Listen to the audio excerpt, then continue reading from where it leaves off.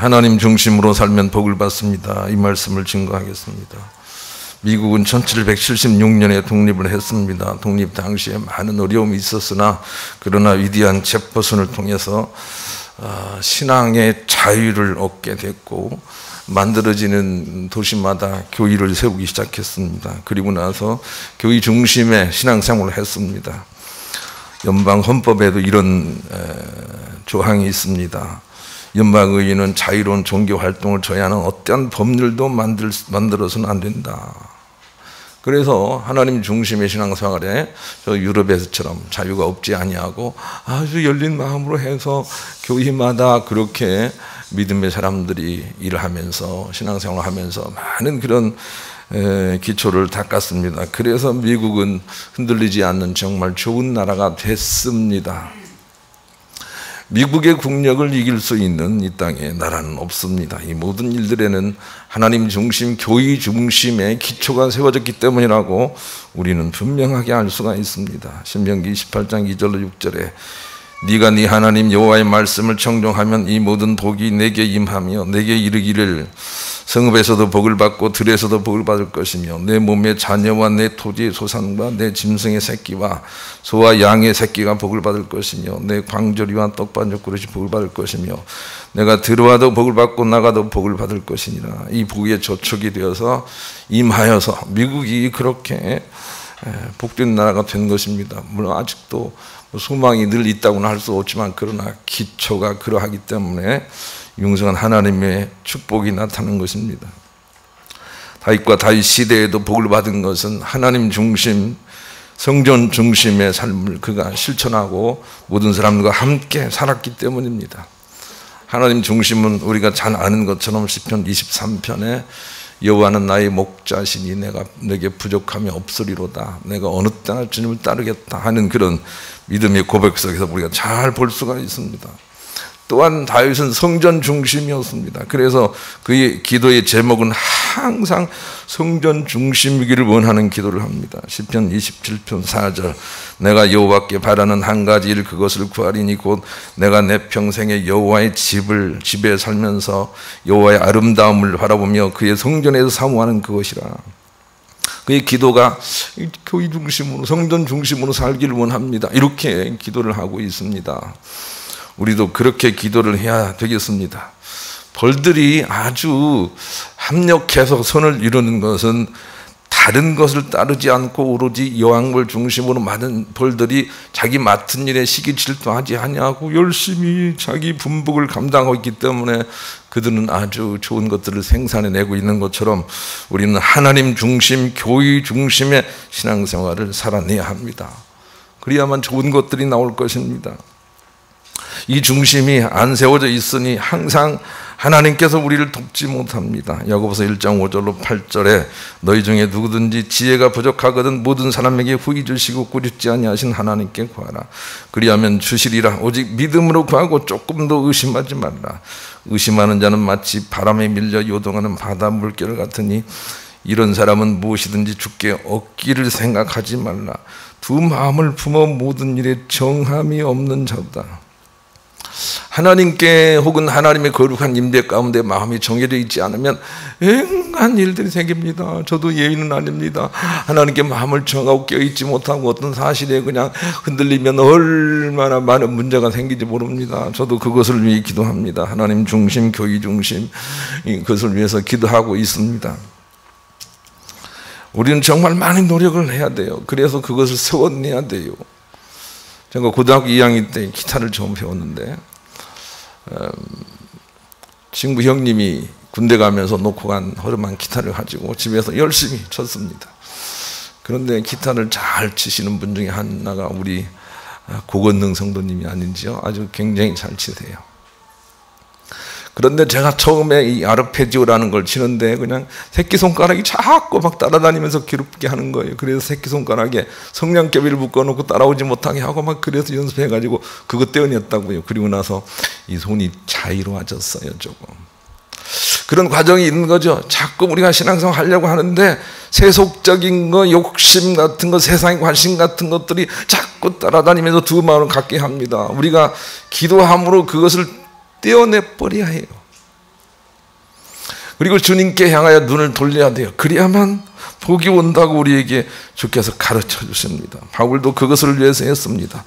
빌립보 3장 12절로 15절. 내가 이미 얻었다 함도 아니요 오직 온전히 이루었다 함도 아니라 오직 내가 그리스도 예수께 잡힌 바 된 그것을 잡으려고 달려가노라. 형제들아, 나는 아직 내가 잡은 줄로 여기지 아니하고 오직 한 일, 즉 뒤에 있는 것은 잊어버리고 앞에 있는 것을 잡으려고 표대를 향하여 그리스도 예수 안에서 하나님이 위해서 부르신 부름의 상을 위해 달려가노라.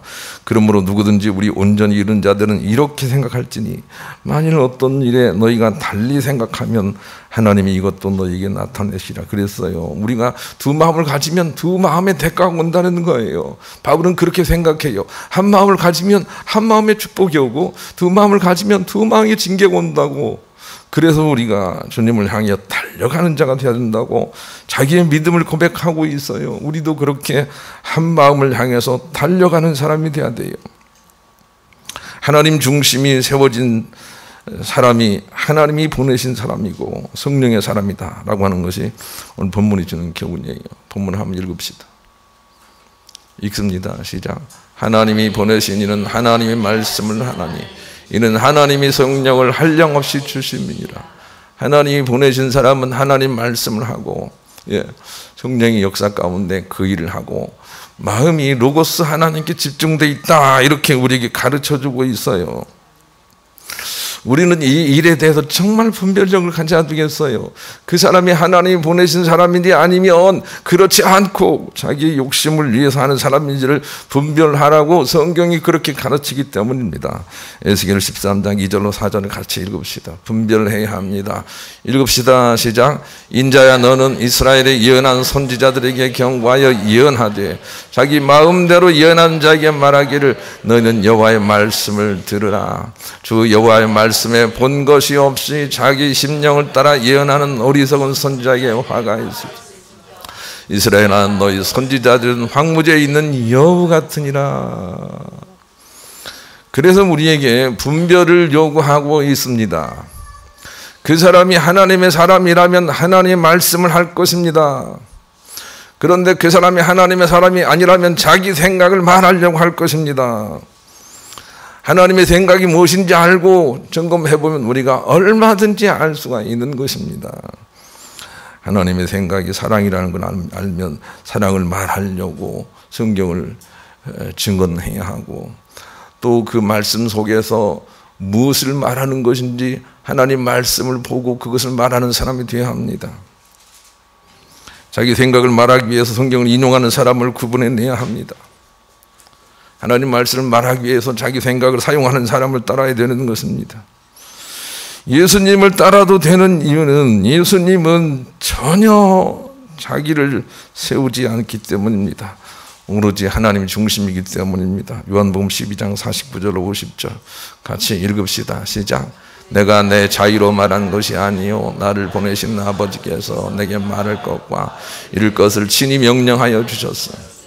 나는 그의 명령이 영생인 줄 아노라.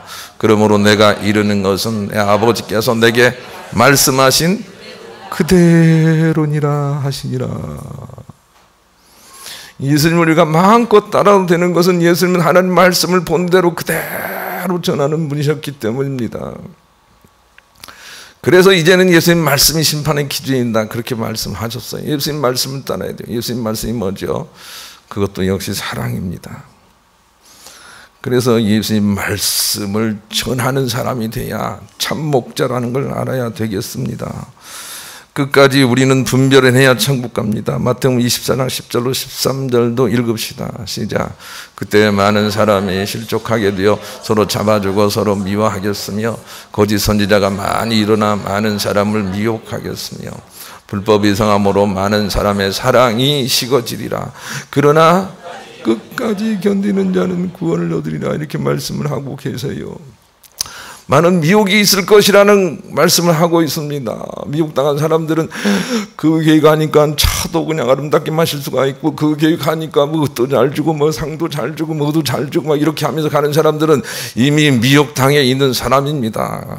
거기가 정말로 사랑을 전하는지 사랑을 최고의 가치로 여기는지 하나님 말씀을 전하기 위하여 정말로 예배를 드리는지라고 하는 것이 분별의 기준이 되어야 하는 것이지요. 실족하지 말기를 바랍니다.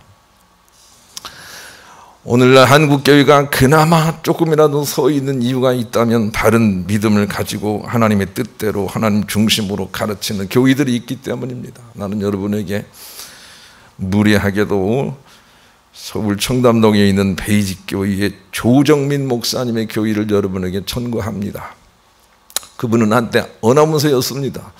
그러나 뜻을 가지고 목사가 되어 목회를 하는데 얼마나 제 마음에 드는지 하나님 마음에 들 것이라고 생각을 합니다. 그냥 하나님 말씀에 대하여 너무 안타까운 심정을 가지고 바르게 전하고 있습니다. 그런 교회들이 많아져야 합니다. 원하옵기는 우리 교회도 그렇게 됐으면 좋겠습니다. 하나님 중심, 하나님 말씀 중심이 됐으면 좋겠어요. 우리 다른 생각들은 내려놓고 하나님 중심, 말씀 중심이 돼야 해요. 그래야 적은 숫자지만 네 소고루는 부유하구나 라고 하는 서문학교회 같은 칭찬을 받게 될 줄로 믿습니다. 그런 교회를 향해서 힘을 모아주시길 바랍니다. 그런 마음을 가지고 찬송가 516장 1절을 부르겠습니다. 그러기 위해서는 첫째로 고난을 통하여 하나님 중심을 세워내야 한다는 것입니다. 예수님도 고난을 통하여 하나님 중심을 세워내셨다라는 말씀이 있기 때문입니다. 히브리서 5장 7절로 10절을 같이 읽읍시다. 시작.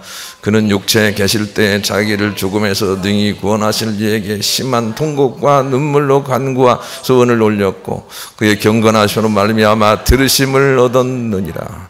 그가 아들이면서도 받으신 고난으로 순종함을 배워서 온전하게 되셨은즉 자기에게 순종하는 모든 자에게 영원한 구원의 근원이 되시고 하나님께 멜기세덱의 반차에 따른 대제사장이라 칭하심을 받으셨느니라.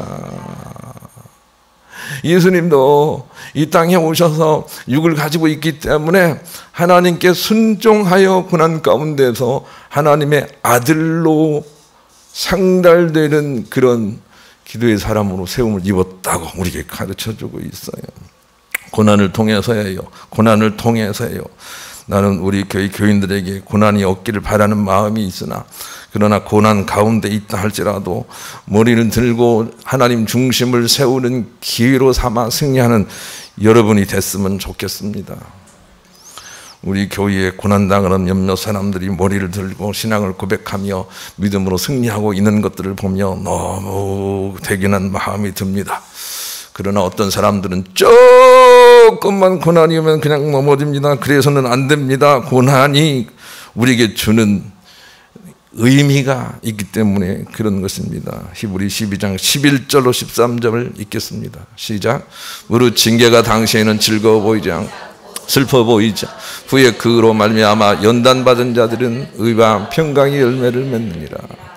그러므로 피곤한 손과 연약한 무릎을 일으켜 세우고 너희 발을 위하여 곧은 길을 만들어 저는 다리로 하여금 어그러지지 않고 고침을 받게 하라. 이 말씀만 이해하는 사람이 돼도 얼마나 기쁜 영성으로 나갈지 모르겠어요. 우리 인간은 누구나 다 절름발이라는 거예요. 그것을 인정하는 게 중요해요. 우리 인간은 누구나 절름발이에요. 자기 중심성으로 세워진 절름발이요. 그래서 온갖 사랑이 아닌 것들을 쏟아내는 우리 존재라는 것을 자각하고 그것을 고치기 위하여 고난을 주신다는 것을 우리가 이해해야 해요. 고난 가운데 있다면 빨리 자기 중심성을 버려야 해요. 하나님 중심성으로 회복이 돼야 돼요. 그래서 머리를 들여야 돼요. 다시 언급하거니와 우리 교회에 고난받는 사람들이 없지 않는데 머리를 들고 있는 모양을 보게 될 때 소망을 봐요. 틀림없이 머리를 들면 좋은 날이 와요. 그러나 고개를 숙이면 안 돼요. 벗어나면 안 되는 거죠. 왜냐하면 고난의 의미가 하나님 중심성에 있기 때문에 그런 것입니다. 우리 그런 마음을 가지고 복음성가 509장도 부르겠습니다. 두 번째는 무엇을 하든지 하나님을 앞장세워 행하기까지 되어야 한다는 것입니다. 예수님도 그랬기 때문입니다. 마가복음 10장 17절로 18절 읽읍시다. 시작. 예수께서 길에 나가실새 한 사람이 달려와서 꿇어앉아 묻자오되 선한 선생님이여 내가 무엇을 하여야 영생을 얻으리이까? 예수께서 이르시되 내가 어찌하여 나를 선하다 일컫느냐? 하나님 한 분 외에는 선한 이가 없느니라. 그렇게 말씀을 하시면서 어떤 순간도 하나님보다 예수님이 앞장서지 않으려고 하시는 삶을 사셨습니다. 우리도 어떤 일을 하든지 하나님보다 앞서지 말아야 되겠어요.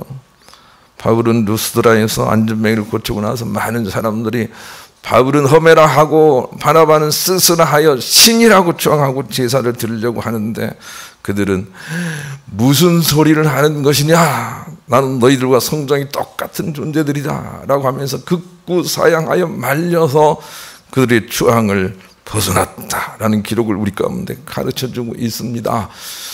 어떤 일이 있어도 우리가 하나님보다 앞장서서는 안 되겠습니다. 그것을 위해서 기도해야 됩니다. 작은 일을 해도 하나님 앞장서고 하나님 함께 가십시오 라고 하면서 가지 않으면 우리는 결단코 승리할 수 없습니다. 그렇기 때문에 우리는 결단코 기도하지 않을 수가 없습니다. 요즘은 새벽에 나와서 기도하시는 분이 많아서 너무 감사하고, 우리 교인들이 많이 참여하고 있어서 감사하고, 최근에는 김형욱 집사님이 참여하셔서 감사해요. 승리의 길로 들어가려면 하나님께 맡기고 사는 일에 아주 우리의 꾸준한 노력이 필요해요. 기도하고 해야 돼요. 여러분 어떨지 모르지만 저도 우리 아들내미 결혼시킬 때 기도하고 했단 말이에요. 기도하고 맡기고 기도하고 맡기고 기도하고 맡기고 해서 정말로 마음 쓰지 않고 고민하지 않고 했다고요. 결과는 주께서 거두실 거예요. 우리가 할 일은 주님께 맡기고 하는 거예요. 주님보다 앞장서지 않는 거예요. 우리 감정과 우리 생각대로 하지 않는 거예요. 그게 우리가 해야 할 일인 거죠. 그래야 복을 받을 수가 있어요. 엄지인 아나운서가 좋은 생각이 쓴 글을 읽어드립니다. 이 글을 통해서 여러분이 자녀 교육에 좀 가닥을 잡아보시기를 바랍니다. 나는 꼼꼼하고 내 남편은 더 꼼꼼합니다. 철저한 계획 없이는 무슨 일이든 하지 않는 성격입니다. 첫 아이를 임신한 동안 우리 둘은 아이 교육 계획에 대한 리스트를 30여 개 만들어 검증하며 이대로 할 것이라고 다짐을 했습니다. 어떤 사람들이 어떻게 계획대로만 되느냐 하는 말을 기분 나쁘게 생각했습니다. 왜냐하면 우리의 습관이 항상 그러했기 때문입니다. 그러나 아이를 기르면서 우리의 계획은 다 깨어지고 말았습니다. 아이는 우리가 아니었습니다.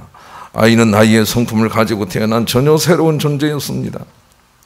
지금 둘째 아이는 계획 없이 키우고 있습니다. 아이는 부모 잣대로 키워야 하는 것이 아니라는 것을 알았기 때문입니다.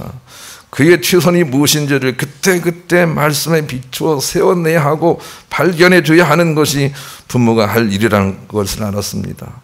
성경 말씀에 있는 계획은 내가 세우나 발걸음을 인도하시는 분은 그분이시라는 말씀을 이제야 깨닫습니다 라는 글을 썼습니다. 우리가 우리의 계획대로 하려고 하다가 너무 많은 문제들이 생깁니다. 예수님처럼 하나님을 앞장세고 해야 문제가 풀린다는 것을 우리가 인지할 수 있어야 하겠습니다.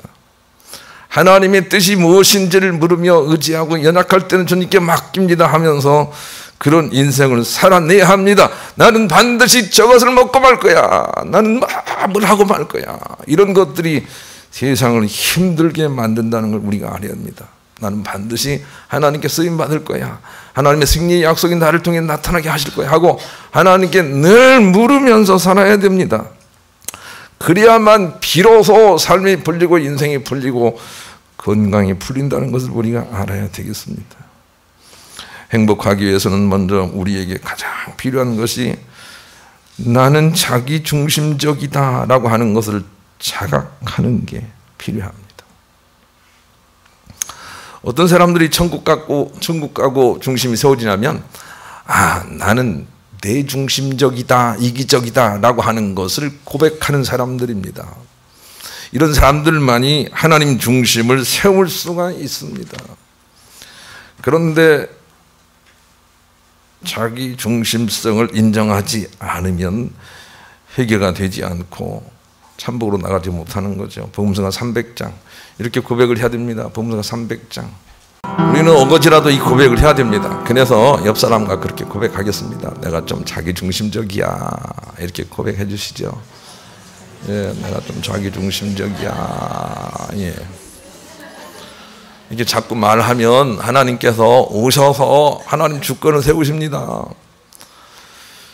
우리는 모두가 자기 중심적이기 때문에 그렇습니다. 그리고 진리이신 하나님 중심이 되려고 노력을 해야 됩니다. 고린도후서 10장 4절 6절 같이 읽읍시다. 시작.